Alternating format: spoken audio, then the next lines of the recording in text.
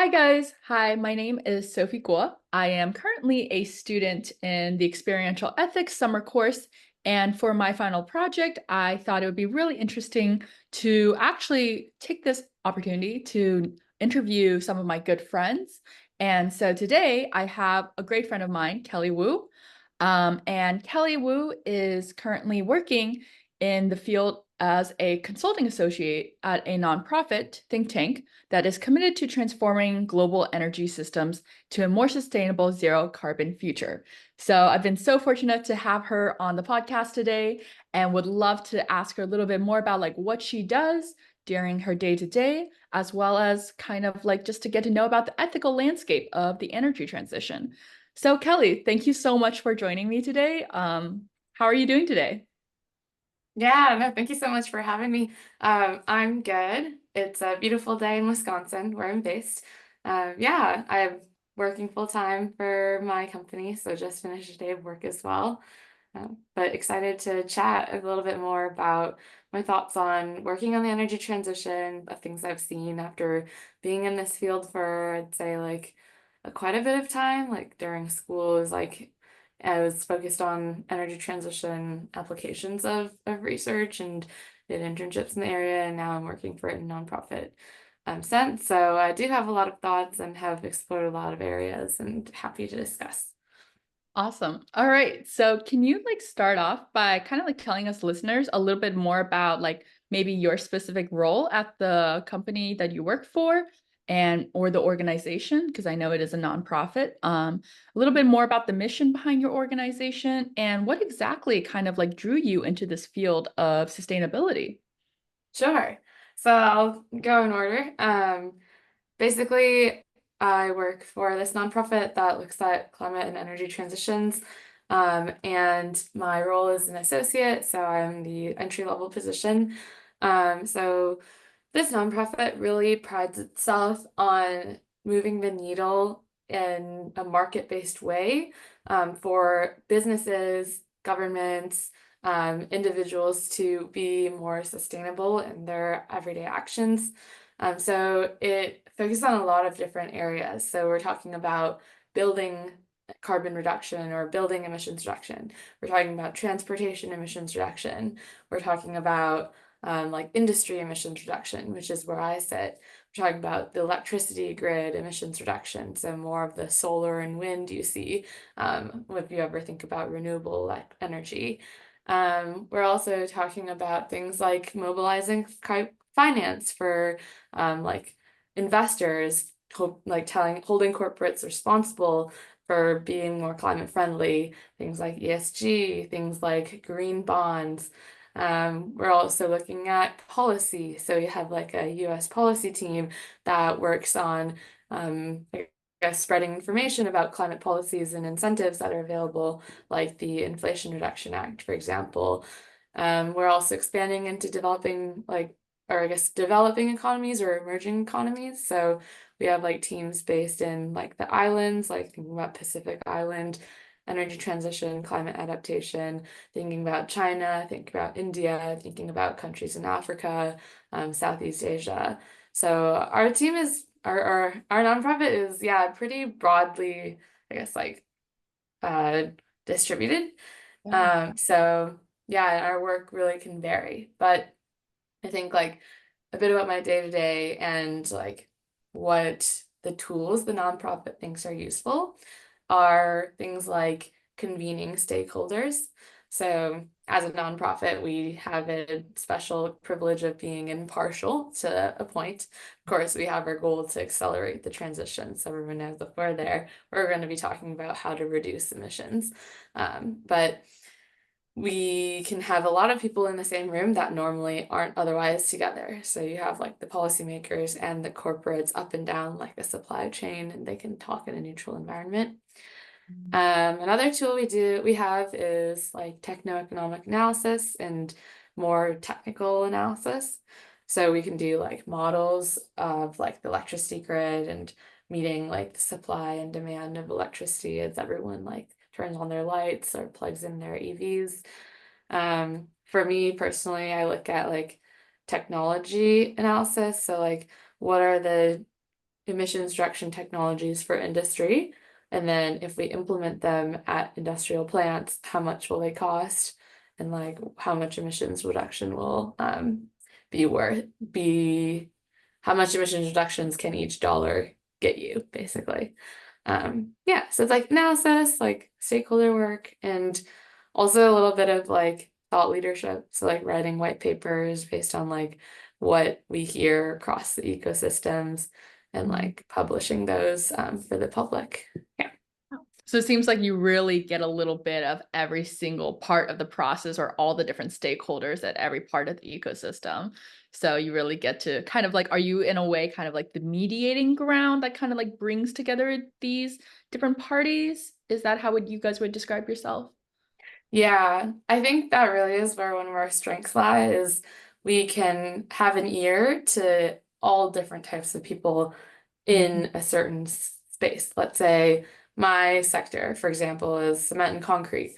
So we can talk to the producers of cement, we can talk to the users of cement, which are like your real estate developers. We can talk to like the DOTs, the government entities that are also using cement and setting standards for it. We can talk to like other policymakers, like yeah, anyone basically that has a stake in the industry. Nice. And yeah, that just helps us like derive insights and I don't know, also like technical like understandings like data and publish those. Yeah. Would you say this is a specific advantage you have from being specifically kind of like a nonprofit organization versus a for-profit, probably perhaps company that is also kind of like working in this type of consulting sort of profession? Would you say that specifically is special because of the nonprofit nature of your work? Mm-hmm. I think so. I think like because we're nonprofit, like grant funded, that means that we don't have a bottom line involved in Mhm. the outcome of a project. So like our goal is just to like further energy transition. So Mhm. so stakeholders trust us to host them because they know there's no hidden agenda. So we Mhm. really do provide that neutral ground. Whereas like if we were private like consulting firm, for example, then we would be paid by only those that are able to pay, first of all. So like not more like community groups or others that may have like limited budgets or funding. So then we're not limited in who we talk to or who we work for. We can work for everybody because their Mhm. money's coming from a different source, not the client necessarily. Okay. And then, yeah, we don't have like a product we're trying to sell. Like, we're not a cement producer ourselves, or we're not trying to build buildings ourselves. So we just want everyone to do their work with less carbon.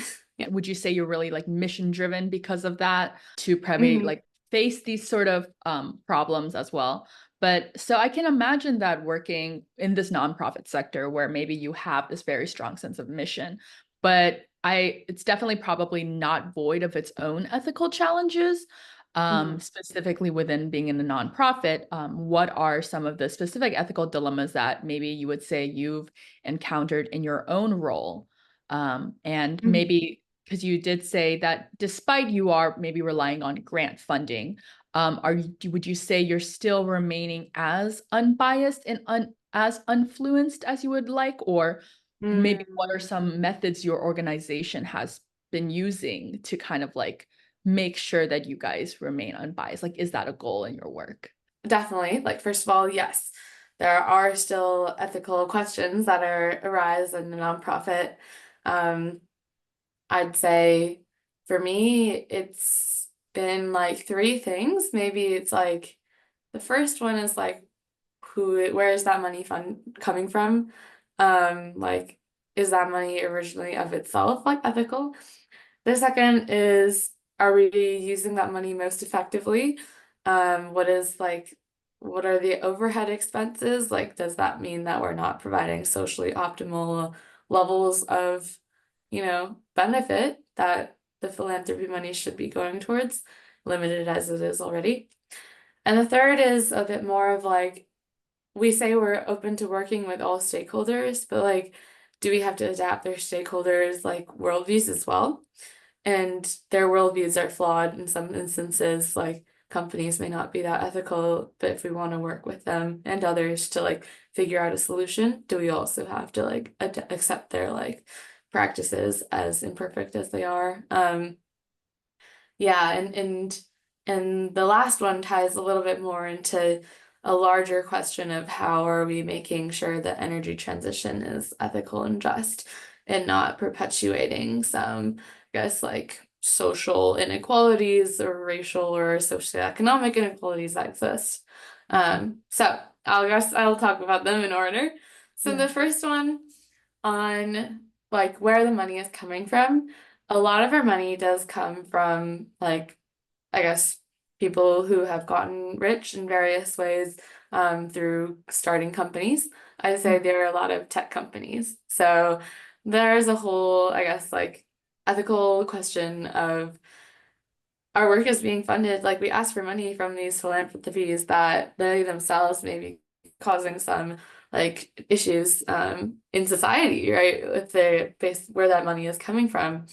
Like if we're thinking about, for example, the housing like issues and stuff in the Bay Area, like with those are caused by companies that we are accepting money from, and that fund our work, and we really need that like funding to, continue doing our work as a nonprofit. So it is a little bit of like, oh, who do we accept that money from? Why do you Um, think these mhm. companies are actively funding kind of like this type of work? Like, do you think it's maybe more of a form of maybe in a way kind of like cleansing their soul in a bit, maybe a little bit like a greenwashing? Like, what is their incentive to fund this type of work if they are actively maybe causing the harm in itself? Yeah, I think their harms might be more, they're like different dimensions. Like they're also very like gray, right? If we're talking about tech companies, we're also talking about like the ethics of like social media, which is a whole different question than like climate change ethics. Um, and yeah, I think there's a lot of reasons why they have foundations. Maybe it's partially tax reasons too, who knows? But also image driven. But the reality is they have the big bucks, right? And so we're going to keep asking those foundations for money to do our projects. And yeah, I say like it is like philanthropy money, but philanthropy money often comes with strings attached too. So like it's like conditional funding, like basically you have to do a project that is mutually agreed upon between the philanthropy and the organization.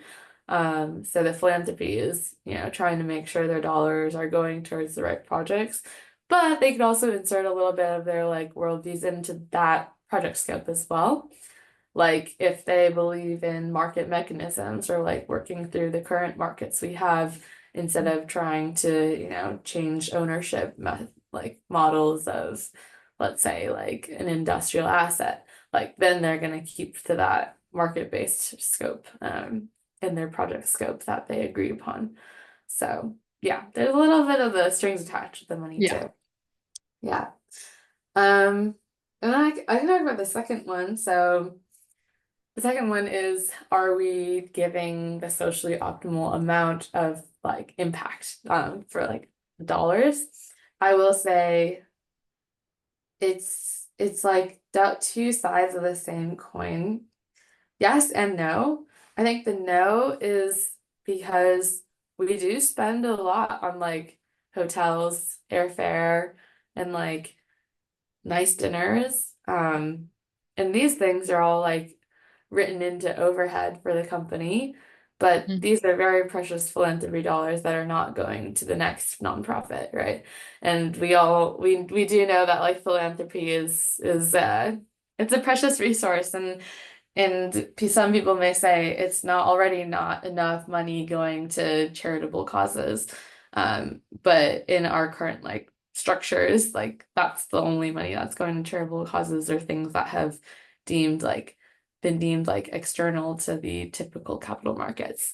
For example, like environmental justice or climate change mitigation. So yeah, I do see some of that money going towards like overhead that sometimes makes me question how much is actually needed to, sustain some like employees, like Mhm. our yeah, our hotel choices are pretty good. Yeah. But yeah, good. But wouldn't you argue that maybe these type of like, yes, it may seem a little bit like excessive, like, okay, this precious money could be used towards other causes. But at the same time, I think I'm playing devil's advocate, not really devil's advocate, but more so just kind of like arguing for this view is that maybe it's to help attract the right talent that is needed, like Yeah. employees, right? To make sure that you guys are motivated, incentivized to do the work because in the end of the day companies provide these perks to be able to get the best employees. Would you say that's like maybe effective and maybe attracting the right type of talent that is needed to do this type of work? That's exactly the case. That was the other side of the coin. It was like, yeah, in a competitive marketplace, like of like talent, those things are very nice perks. Mhm. Um, yeah, I just a bit of me just feels weird knowing that it is a limited resource, this money, and we are spending it on Mhm. like four-star hotels, Do you feel five-star like if hotels. you were to work in a for-profit company, like maybe a little bit of this would not, this type of, I guess, concern would not be as important, relevant in that I case? think so. I think so because I know the clients have that money to give, because they're paying a lot for, like they're typically like a large business or I guess some government entities too. But yeah, Yeah, yeah, that's very interesting though. yeah. But yeah, good things to like be conscious of and be aware of. Yeah, so the third part is I guess like adopting the worldviews of those that like we work with. So I think sometimes, for example, we do choose to work with like large corporates because they are, for example, like the current producers of cement and the current producers of electricity. And if you want to do a complete energy transition and emissions reduction in industry, then we have to work with the people that are currently doing it, right? But then there's a lot of like questions around like if we know this player has done some unethical things in the past, like one such issue was some cement company may have like hired like I guess what's it called like self-defense groups that were had very like dubious histories to defend like one of their plants in a different country. So it was like if we know they hired such a like dubious organization and have done this behavior, like are we should we still work with them and like, help them think about reducing their emissions? That's a really big question. Because like it's basically like helping the big players stay big, right? Mhm. And maybe they can continue their unethical practices in other ways. As we're almost saying like as long as you can reduce your emissions, you can keep doing these other like ethically questionable things.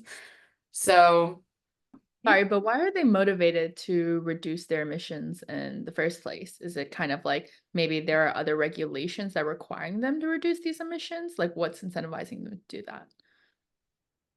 Yeah, I think it is a lot of like regulation. Like, for example, we see like companies based in the EU moving a lot towards low carbon. Like, I'll just use the cement and concrete sector because that's the one I'm like working in.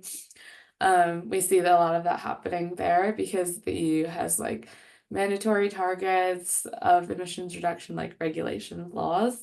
They also have like carbon taxing and like now the border adjustment. So there is a lot of, yeah, regulated regulatory pressure. There is a little bit of like investor pressure as well, like the publicly traded companies, if they want like their large stockholders to be happy, like the stockholders might say like not reducing your emissions is a financial risk, right? It's like, or they may care about climate, the stockholders, so they may like also put some pressure on the companies to change. I think regulation is probably the biggest driver still. Yeah. Yeah, so there, yeah, there's definitely like a lot of these like ethically dubious, I guess, history that's like is quite concerning whether you guys should work with them. So in terms of like I guess these more so talking about the ethical concerns of the energy transition, it's often framed as this essential step towards a sustainable future, this energy transition. I think you touched a little bit about it earlier on, but what exactly, can you explain to the listener what exactly an energy transition kind of entails? Sure. So I think that the modern life that we live, with like driving places, like electricity in our homes and heating in our homes and AC and like the buildings like being built out of concrete, steel, and we're flying places too. Like all of this requires a ton of energy, and that energy currently emits a lot of CO2, which is the, carbon substance that is causing climate change. And we know climate change is going to create a lot of, I guess, uncertainty and harm as people face the effects of it, right? So we're trying to mitigate that. We're trying to reduce these like harms from reaching a lot of populations around the world, impacting like the economics, health, and like even like countries, like whole countries, like identities if they have to move, like the island nations. Um, so yeah, the whole goal then is to find where is the CO2 coming from? And it's coming from all of these energy sources that we're using currently, which are like fossil fuels, right? The natural gas, the coal, um, all of these things. So the energy transition really is to make sure we still have that like energy to power our lives, our modern lives, because our lives are probably a lot better than they were before we had all this energy, like before I had all these modern amenities. But to get that energy not from fossil fuels that create carbon emissions, but from renewable sources. So like wind, solar, hydro, um, things that don't create CO2 emissions when they generate energy. So that's the whole energy transition. Um, it touches upon a lot of sectors, as I mentioned, like our building materials too, and our like flights, like we're burning gasoline, right? That's also a fossil fuel. Transition everything. If you want an Yeah. energy transition, you have to transition everything, like all of our like basic sectors, right? Yeah. Wow. Okay, just like how do we keep the world running? Like everything, then just taking that from fossil fuels to maybe a more sustainable, more renewable source of energy that runs that. Interesting. Yeah. Exactly. And I know you mentioned that you specifically work more so on the industrial decarbonization sector. So can you explain to us a little bit of how does that differ from other sectors? What do you mean by the industrial decarbonization? Like what are specific examples of industrial decarbonization? Instead of things like electricity or transportation, when we're talking about industrial decarbonization, we're talking about factories and like large scale like materials production. So we're thinking about like chemicals, all the chemicals that are made, like maybe you find them in like a waterproof jacket or you find them in toothpaste, you find them like in paint. All that chemical making also takes a lot of energy. So we gotta change that energy source or like change that industrial process so that it uses less energy, period. Right. So it's like finding all these ways. The goal at the end of the day is just to reduce the amount of emissions in that process. Um, so that's like what the industrial decarbonization means. So we really have this like manufacturing point of view. I think it's a bit more so than like just wind and solar replacing like a, natural gas plant. It's like we want to make this material. How do we make this material using like renewable energy, less energy, or other ways, or reduce demand for that material? So yeah, that's industrial decarbonization. Reducing demand for a material. Like obviously when you're working with something in the manufacturing industry, it's very tightly tied to the economy and also economic growth. So how do you kind of take this balance? Because I can imagine that maybe some sort of technology or some sort of decarbonization method is maybe not the cheapest, or maybe it's limiting in how many units you can produce compared to traditional methods. I can imagine that there's this discussion, right, between, economic productivity versus maybe more so environmental justice, in which we're trying to decarbonize towards environmental justice. So, kind of like, how would you say you and your work or your think tank essentially navigates this tension between its research in terms of economic growth and as well as policy recommendations? And how do you balance these two factors when you're working industrial decarbonization? That's a really interesting point.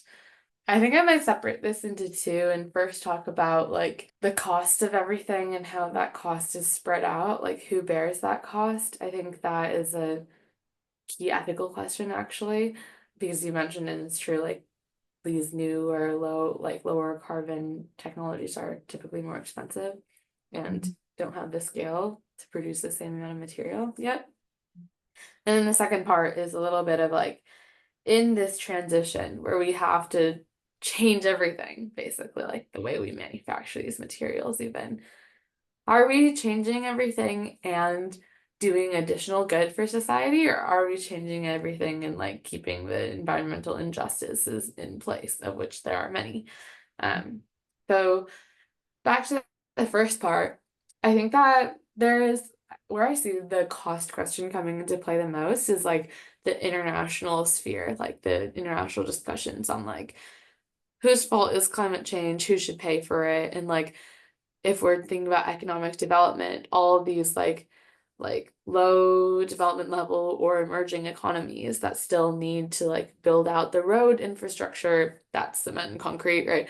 Build out the road infrastructure, build out like their power plants to like start increasing their like citizens' livelihoods, like their, um, just their economy. Like I think that is a tricky question. But what if you turn it on its head, there's also a lot of economic value that can be created from these low carbon technologies. Because I think there's a general understanding, like by governments in the world, Paris Agreement, for example, that we need to like reduce carbon emissions and mitigate climate change. Otherwise, like we will pay the cost like many times over, right? It's like the cost of like wildfire like Natural um disasters. Yeah. fighting natural disasters, like infrastructure damage, like health and disease, all of these things. Like that's actually the cost ceiling that we're all looking at that we all face.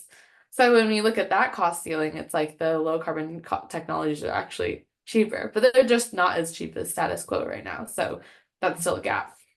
So then it goes to like, okay, well, we can still make money out of it because, you know, governments will want to like decarbonize. There will be some like public money that goes into like supporting these technologies. Therefore, individuals can benefit, can get those grants, can like scale up, can create companies and IP and sell these technologies around the world and, make a profit. So there's still like value for people to do it.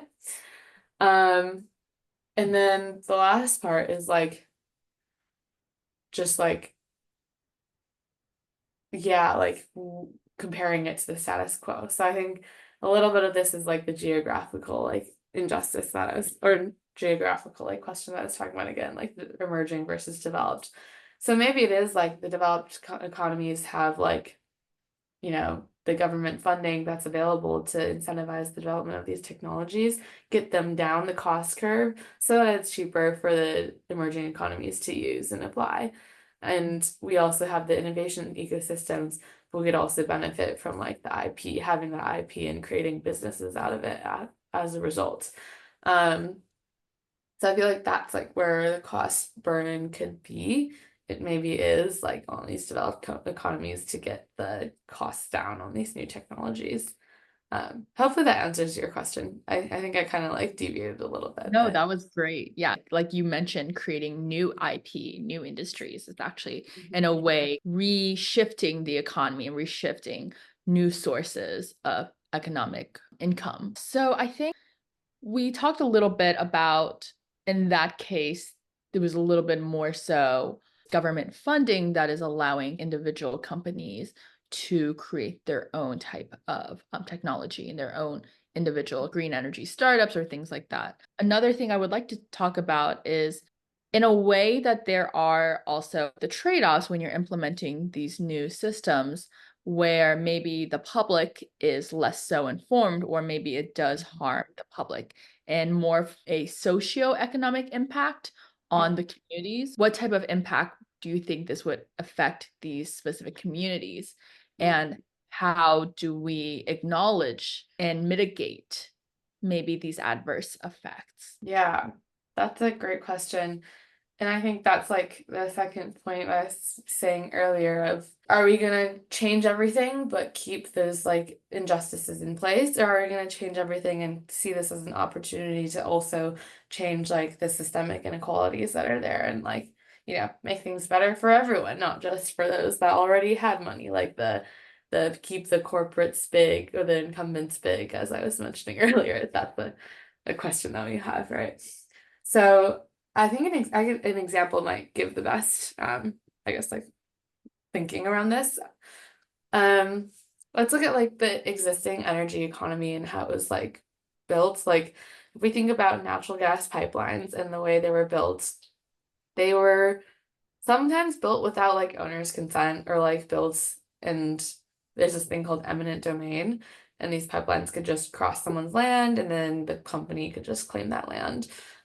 So these pipelines are already in people's like way in certain way, and like if you see all the protests of like new natural gas pipelines as well, like there's not a lot of like community you know community participation, community ownership in the decision making. Like especially if we're thinking about like pipelines crossing tribal lands and things like that. So there's an interesting example of a case in which local communities did collaborate with the pipeline developer, except for this pipeline was for carbon dioxide, which is a new, I guess, like decarbonization economy pipeline, right? Because we would be taking carbon dioxide from one like an emission source and trying to put it underground.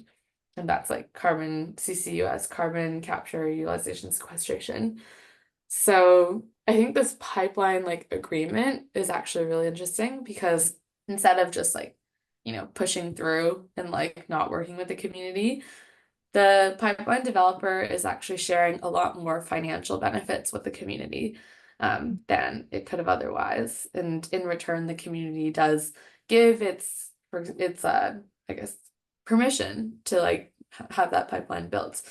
So there's like benefits that include like payments to train all of the local fire stations to like be educated on pipeline safety, on CO2 pipeline safety specifically, because they're different than natural gas. And yeah, just like have that training done every year that the pipeline's in operation so that like people will be safe from its operation. And there'll also be like repeated payments to any owner who has the pipeline on their land. So they actually get a cut of the like pipelines like, profits. And that definitely did not happen all the time in the past and in the previous contracts they used to do. At the end of life of the pipeline, like they also have benefits for the community. Before the pipeline, like and during the construction phase, they'll also be looking for local jobs from the community. So it's like every phase of the pipeline's lifetime, like there is some local community benefit, and it's like financial, significant, and continued. So I think that's like an example of maybe positive energy transition, where in the past we're looking at cases where like pipelines are just built over like tribal land and like they leaked and there's nothing we could do about it, right? Were done and pushed ahead against like protests and community like disagreement. But now we're looking at this different, I guess it is like a cut into like the producer's profit. But maybe Yeah. as I mentioned, the clean energy economy has so much potential value in it because governments see the value, like, and they're willing to do it by involving more of the community in the ownership and in in the benefits. So yeah, I think that's an example of how like energy transition could be positive, but we have to replicate that at the large scale and everywhere. Mhm. Do Yeah. you see this difficult to replicate because this is a really kind of like gold standard model that I can see is being pioneered here. But like you said before, where maybe it is putting a cut into the producer's profits, but do you imagine like there's to a point where the government subsidy, is there any government subsidies or any government support where they're able to motivate this and even accept it despite knowing that it'll cost them extra? 100%. I think like back to your question you asked about like incentives or like where's the push for the companies to to reduce their emissions coming from is definitely like government is very important. So like the US has like subsidies and tax credits right now for carbon pipelines and carbon sequestration, like CCUS, as I mentioned. So with those subsidies, this pipeline like manufacturer or like operator can still make a profit even when giving the community benefit. So basically, the hope is that the technology cost would come down from like learning from doing. And so the subsidies could eventually be phased out. But now we have a new norm established of like maybe a community has seen this possible, a developer has seen this as possible. And so maybe they will try it in another environment and still be able to make a profit because they cut their internal costs in some way, right? There is still like potential to replicate it Mhm. as we get smarter, as we deploy more of these new technologies. There's a huge learning curve on these technologies and these projects. So that's the subsidies maybe are needed to try something new. But Mhm. like there's also norms being established here. Like we have to keep the community involved. The Yeah. communities can also be smarter, right? Or like they're getting smarter, as in like these injustices are no longer acceptable. So like they can take these examples and be like, hey, if you don't do this like with us, like we're going to like pursue other methods of stopping the project, and that also costs a lot of money. So I think there needs to be a lot of creativity and like positive example setting Mhm. and showing it's possible with a little government help. But then as we go along, we have those norms set, we have those technology cost declines, and this is like the new normal, right? That's the hope. Is that something that you see being very valued and prioritized in a lot of these energy transition methods? Is cutting out these systemic injustices that maybe before were perpetuated in the systems?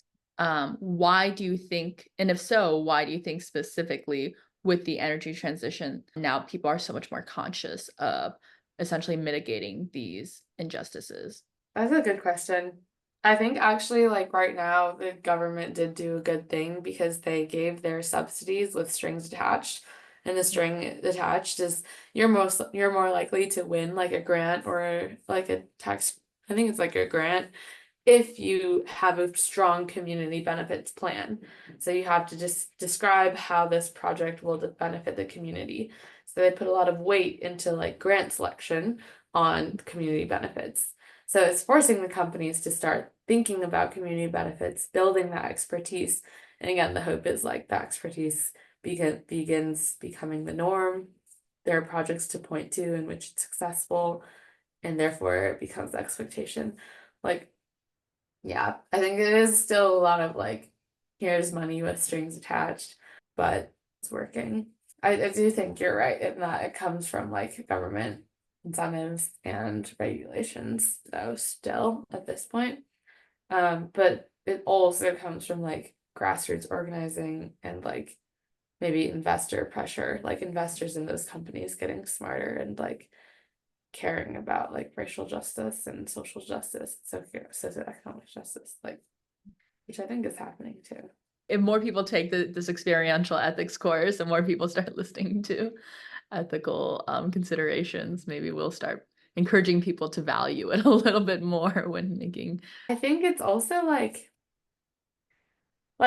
we are at like some turning points, right? It's like there's this like awareness that like maybe things cannot continue as they used to. Like if we're thinking more in like social justice, like we're talking about like the movements during like COVID, or like sorry, pre and during COVID for like Wow. racial justice, right? And it remains to be seen that people are realizing that like things have to change. Same is true about like environmental injustices, like people and like, you know, they're no longer okay with having like oil wells in their backyards or like polluting like chemicals plants like all concentrated near them. I think there is an awareness at least that's happening, and it remains to be seen how much of that action or how much of that translates into action, or how much of like the government's like attempt at action will be sustainable long term with those like community benefits plans. But it's happening, at least in fits and starts, I think. Yeah. I think a little bit of it is maybe driven by social media. And because of that, it's so easy to propagate information. So maybe companies are now a little bit more interested in their optics. Well, if you look at it from kind of this type of capitalistic, profit-driven society, why are we still interested in this? Well, because the general public is maybe getting a little bit more educated about it, and it motivates companies to take specific actions to appease their customers, and the general public and their social image. I think They're so too. I think yeah, it's like young generation especially like is very savvy about this. Like it's like proactive consumers, right? Or like information sharers and like activators. And I feel like there's a lot of that. That's the hope. And that's like, I guess, a call to action is like, yeah, hold the companies responsible or hold them accountable. Yeah. like maybe it's even in your own community. Like, what is the way you can get involved, right? Like maybe it starts like local. Because information is so freely available now. We have the internet, we have everything, all the entire world on like literally our fingertips and our like mobile phones.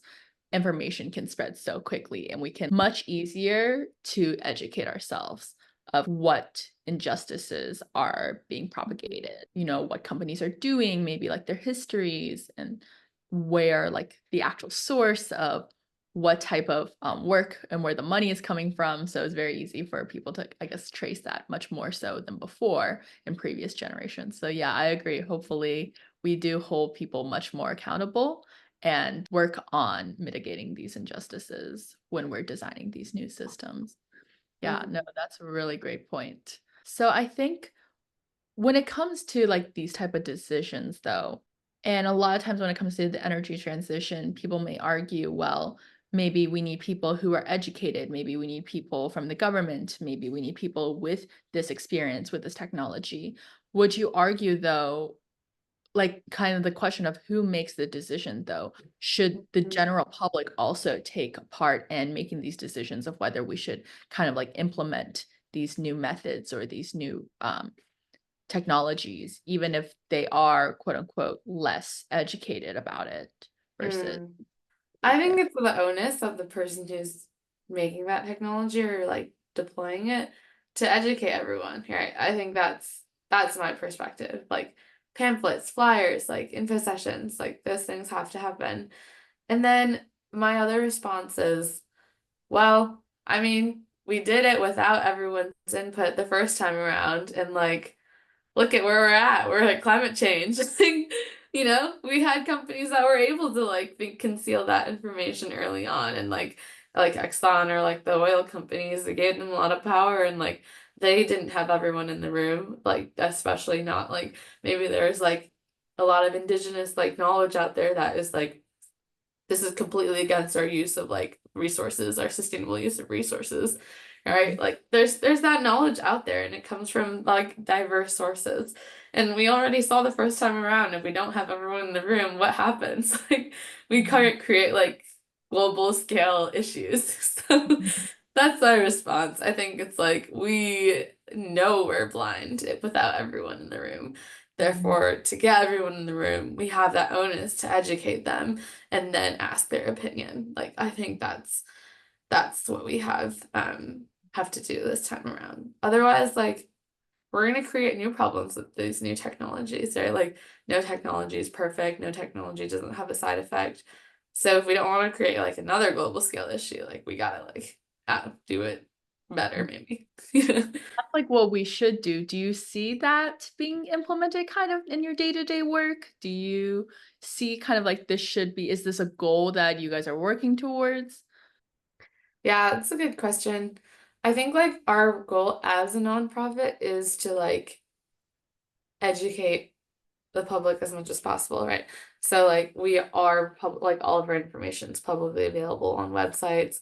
Like we are writing blogs about like here's how to unlock funding for like this type of project and like with the community benefits agreements. We're training like companies on how to apply to community benefits like related how to apply to grants with community benefits like plans in them. We're like we do a lot of educating actually as a nonprofit. So like maybe in the absence of the actual developer of that technology or that industry doing it themselves, like nonprofits can play that role and really work with like when we say like we work with that diverse stakeholders, this includes like community groups.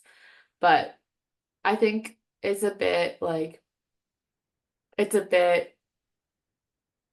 advice that I just said also applies to ourselves. Like if we don't have a diverse workforce, we also don't know who to educate, right? Like we need the people from all different like areas like rural, urban, or like, thinking about where these projects are and will be and like thinking about the like yeah, just like who has faced these injustices.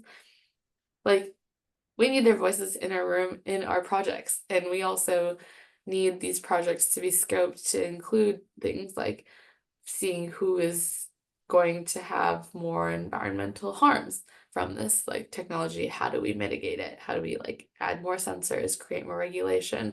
Um, if we're going to install like a carbon, pipeline or like a carbon well, like yeah, I think it's a double layered thing where we are as a nonprofit also need to make sure we're getting everyone in the room. And I think we could improve on that. I think like we're trying to problem solve like without everyone in the room right now. That's like what.